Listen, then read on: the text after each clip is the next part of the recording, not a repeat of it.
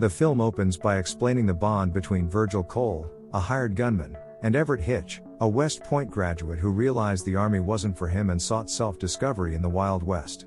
Their paths crossed when Everett backed Virgil in a gunfight 12 years ago, and since then, they've been inseparable, with Everett playing second fiddle to the notorious Virgil, working as marshal and deputy in various towns. They're skilled gunmen who only draw their weapons when justified, when they're hired to enforce the law in towns overrun by outlaws.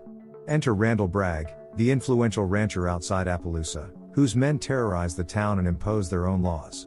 When the current sheriff and his deputies try to arrest 2 of Bragg's men for murder, Bragg takes matters into his own hands, killing all 3 lawmen in front of a young ranch hand.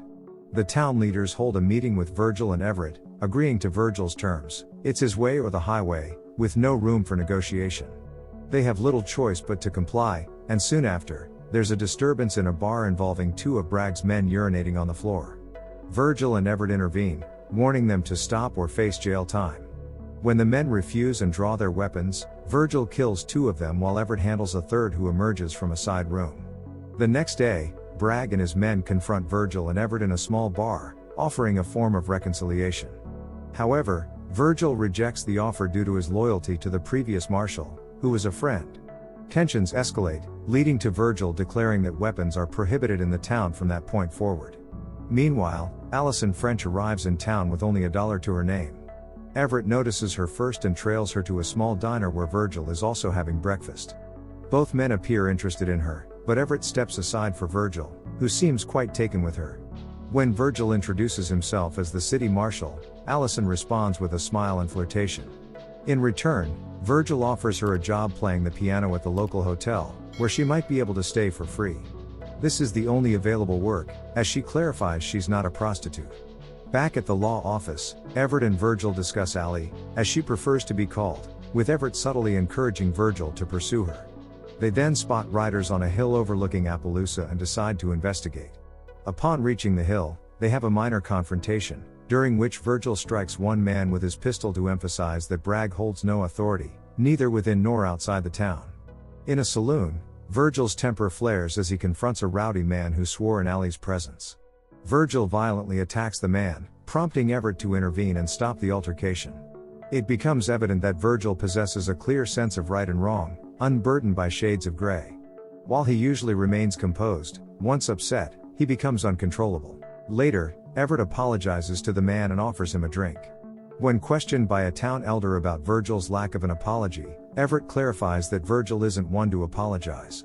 He emphasizes that if the town wants protection, they must accept both the good and the bad sides of the man they hired. Time passes, perhaps a day, a week, or more. During breakfast, Allie comes down with Virgil, implying they spent the night together. They announce plans to build a house in town and live together. Everett is visibly surprised and somewhat disappointed that his friend hadn't shared the news, but he offers congratulations and refrains from saying more. The interruption of breakfast occurs when Joe Whitfield enters, claiming he witnessed the killings and is willing to testify. They subject him to cross-examination, ensuring he's prepared for the task. Satisfied with his readiness, they set out to apprehend Bragg. Finding Bragg in an outdoor toilet, they bring him back at gunpoint into town, escorted by his angry yet obedient men. The next phase involves around-the-clock guarding of Bragg, who, unfortunately, shares a cell with Joe. Bragg makes threatening remarks that unsettle the younger man. Meanwhile, the construction of Allie's house progresses slowly. Virgil, unsure how to handle some of her requests, sends Everett over to assist her. Upon Everett's arrival, Allie corners him, kisses him, and, after a brief moment of enjoyment, he gently pushes her away. He clarifies that they are not together, they are both with Virgil. Allie, clearly hurt, asks him to leave. Everett doesn't mention it to Virgil but shares the incident with the Hispanic prostitute he's been seeing. She advises him to be prepared for Allie eventually telling Virgil and the likely negative spin she'll put on it. 2 other lawmen enter the office, mentioning they came with the judge. They offer assistance in watching Bragg, and Virgil expresses gratitude, accepting their help. The Shelton brothers arrive in town, skilled hired guns. While Virgil knows them, unlike him, they take jobs for both legal and illegal purposes. After a brief discussion, Virgil asserts his authority, and the 2 brothers head to the hotel after witnessing Virgil and Allie going for a country picnic in a carriage. The trial commences, with all of the Bragg boys testifying in his favor. However, Joe presents damning evidence against him, and even Bragg's verbose speech afterward fails to save him. After Joe's testimony, the judge advises him to leave town for his own safety. Bragg is sentenced to hang in another city. As Bragg receives his sentence, he locks eyes with the Shelton brothers. During the train journey, everything appears calm until a stop for water refill. Suddenly, the Shelton brothers emerge from a dry riverbed beneath the train, holding Allie captive on a horse. They threaten to harm her unless Bragg is released. Virgil hesitates briefly before conceding to the demand to release Bragg, but under the condition that they release Allie.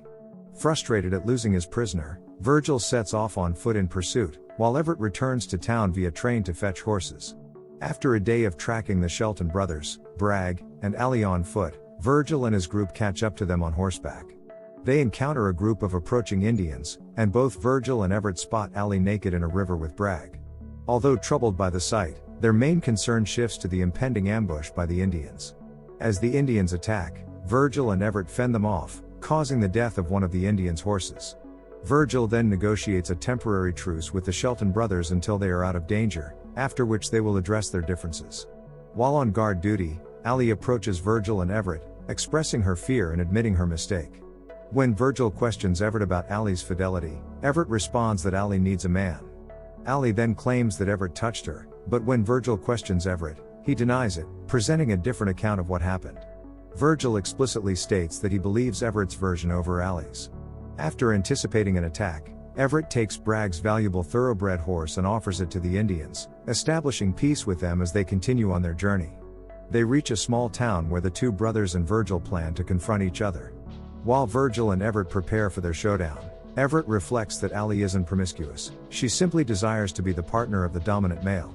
The challenge is that the dominant male can change over time. Virgil emphasizes that despite Allie's nature, he cares for her and wants her. Allie enters, visibly frightened. When the men mention that fear is part of the job, she responds that her constant fear is losing everything and ending up with nothing.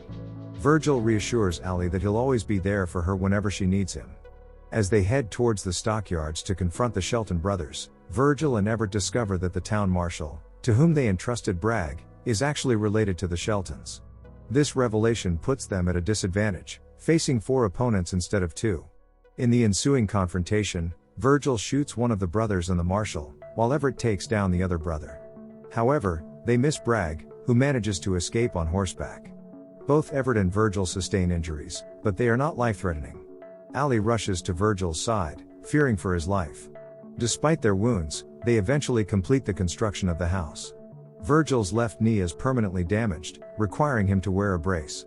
Despite the hardships they faced, they find moments of laughter, including reflecting on Allie's mistakes. The town authorities inform them that Bragg received a pardon from the President of the United States, a claim Bragg had made previously but was dismissed as a mere tale by everyone. After some time passes, Bragg returns to town, appearing like a refined gentleman in his stylish suit, claiming to have changed his ways. He purchases and renovates the hotel, but it's unclear if his newfound wealth is acquired through legal means. Bragg attempts to reconcile with Virgil, but Virgil rejects his overtures. Bragg's actions suggest that the town authorities are under his influence, signaling the end of Virgil's tenure as the marshal. Virgil and Everett have a conversation, during which Everett acknowledges that there aren't many opportunities for someone like him in Appaloosa. Despite this, Virgil decides to stay in town because of Allie, although he accepts that Everett may need to move on. Everett observes Allie going upstairs to Bragg's room at the hotel, indicating that she's aware of the power shift. Although she doesn't appear pleased about it, she complies with Bragg's wishes. The following day, Everett presents a necklace to the Hispanic girl and confesses to her about the one man he killed outside the law, expressing disappointment in himself. He declares his intention to leave and takes his horses to the hotel. Entering the bar, Everett places his badge and gun on the counter, indicating they're for Bragg. He then confronts Bragg, punching him and challenging him to a duel. After slapping Bragg and further provoking him, Everett steps outside to await the confrontation. Meanwhile, Everett's companion informs Virgil of Everett's departure, and they both rush to the hotel. Virgil inquires about the situation, but Everett requests him to step aside, emphasizing that he's never asked anything from Virgil before but is doing so now. In a split second, the shootout occurs, resulting in Bragg's death. Everett emerges unharmed and swiftly rides out of Appaloosa. The narrative concludes with Everett's voiceover, explaining his decision to give Allie and Virgil more time to reconcile while he embarks on a journey of self-discovery. Don't forget to subscribe and turn on the notification bell if you want to watch more videos like this. Thank you for watching and see you again soon. Take care.